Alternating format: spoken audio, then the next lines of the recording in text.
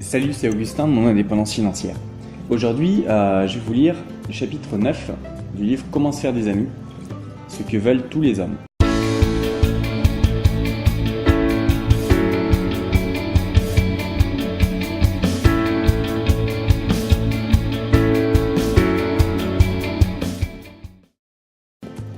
N'aimeriez-vous pas connaître une phrase magique grâce à laquelle vous éviteriez les querelles, vous feriez évanouir les rancunes, vous stimuleriez les bonnes volontés et inciterez vos auditeurs à vous écouter attentivement? Oui, fort bien. Cette phrase, la voici. Vous n'avez qu'à commencer en disant « Vous avez raison ». Je vous comprends très bien. Si j'étais à votre place, il est probable que j'en ferais tout autant. Une réponse comme celle-là calmera le plus coriace des vieux rhinocéros, le plus agressif des porcs épiques. En outre, ne craignez pas, en parlant ainsi, de manquer de sincérité. Car si vous étiez à la place des autres, naturellement, vous feriez comme eux. Prenez Al Capone par exemple. Supposez que vous ayez hérité de sa constitution, vous ayez reçu la même éducation et subi les mêmes influences que lui. Vous seriez donc précisément ce qu'il est, et vous vous trouveriez là où il se trouve maintenant, en prison. Car ce sont uniquement ses parents et son entourage qui l'ont fait ce qu'il est.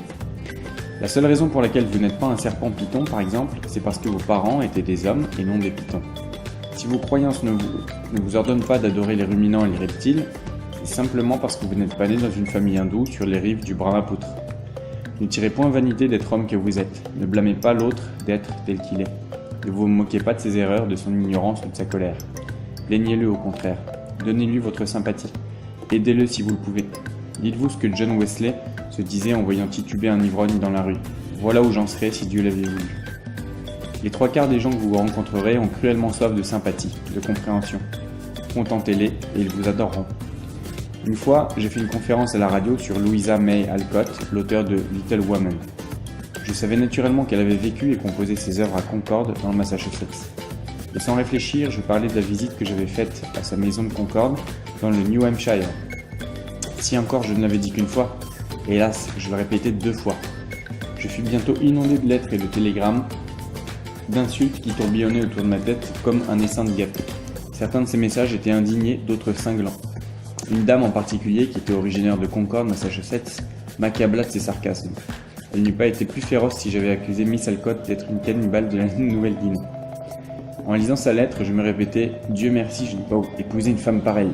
J'avais hâte de lui répondre en lui disant que, si j'avais moi fait une erreur de géographie, elle avait elle comme une faute bien plus grave contre la civilité. Oui, c'était précisément par cette phrase que je voulais débuter. Après cela, je comptais lui faire connaître sérieusement ma façon de penser. Or, je ne fis rien de tout cela.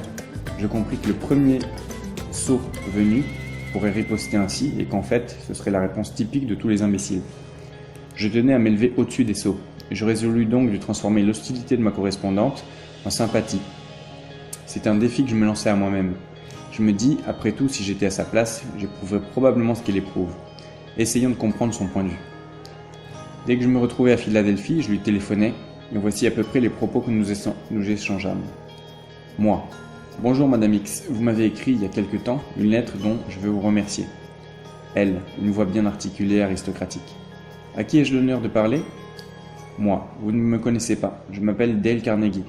Vous avez entendu il y a plusieurs semaines une conférence que je fis à la TSF sur Louisa May Alcott et au cours de laquelle j'ai commis l'erreur impardonnable de situer sa ville natale, Concord, dans le New Hampshire.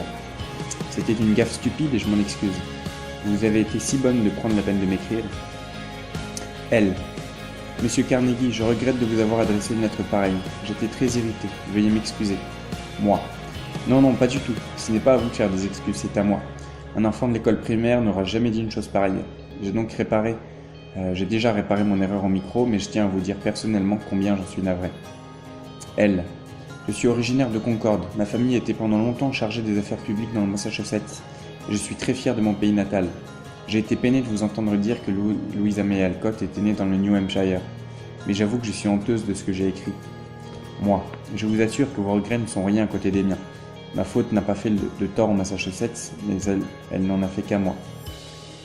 Il est si rare de voir des personnes de votre milieu, de votre culture, prendre la peine d'écrire aux orateurs de la TSF. J'espère que vous aurez encore la bonté de vous intéresser à mes conférences. Ainsi, en m'excusant et en partageant son point de vue, j'obtins qu'elle me demandât pardon et se mit aussi à ma place. Je connus la joie de m'être dominé et la satisfaction d'avoir répondu à l'affront par la courtoisie. Enfin, je trouvais infiniment plus amusant de conquérir son amitié que de l'envoyer se faire pendre. Monsieur Sol Hurok est probablement le plus célèbre des impresarios d'Amérique. Pendant 20 ans, il a dirigé des artistes comme Chaliapin, Isadora Duncan, la Pavlova. La principale caractéristique qu'il a remarquée en eux, c'est un besoin constant d'être compris, flatté et encouragé, jusque dans leur plus ridicule manie. Durant 3 ans, il fut attaché à l'illustre Chaliapin, qui enchantait alors de sa splendide voix de basse les élégants abonnés du Metropolitan Opera. Ce pour l'un donnait du fil à retordre à son manager. C'était un véritable enfant gâté et même, selon l'expression savoureuse de Monsieur Hurok, un type infernal. Ainsi, le jour où il devait chanter, il téléphonait vers midi à Monsieur Hurok et lui disait « Sol, ça va très mal, vous savez, j'ai la gorge comme une râpe, il m'est impossible de chanter ce soir. » Vous croyez que Monsieur Hurok discutait avec lui ? Pas de danger, il savait de longue date qu'on ne mène pas ainsi les artistes. Il courait à l'hôtel de Chaliapin et en arrivant s'exclamait d'un air sincèrement navré « Quel dommage mon pauvre ami, quel dommage ! Naturellement vous ne pouvez pas chanter, je vais annuler votre engagement immédiat. Ça vous coûtera $2000, mais qu'est-ce que cela en comparaison de votre réputation ?» Chaliapin soupirait et disait « Attendez, vous feriez peut-être bien de venir un peu plus tard, oui, passez vers 5 heures, je verrai comment je me trouve. » À 5 heures, Monsieur Hurok était là, toujours profondément apitoyé. Il insistait à nouveau pour annuler l'engagement de Chaliapin, et à nouveau celui-ci soupirait et déclarait « Écoutez, revenez un peu plus tard, ça ira peut-être mieux. » À 7h30, le grand chanteur consentait à se faire entendre, à la condition que son manager annoncerait au public que Chaliapin était enrhumé et en mauvaise forme.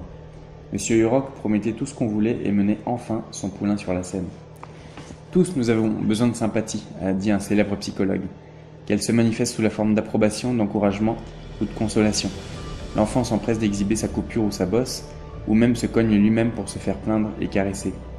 Les adultes décrivent longuement leur accident, leur maladie, et particulièrement les détails de leur opération chirurgicale. Que ces malheurs soient vrais ou imaginaires, l'homme se complaît dans la pitié de soi-même. Si vous voulez gagner votre interlocuteur à votre cause, montrez que vous sympathisez avec lui. C'est la règle numéro 9.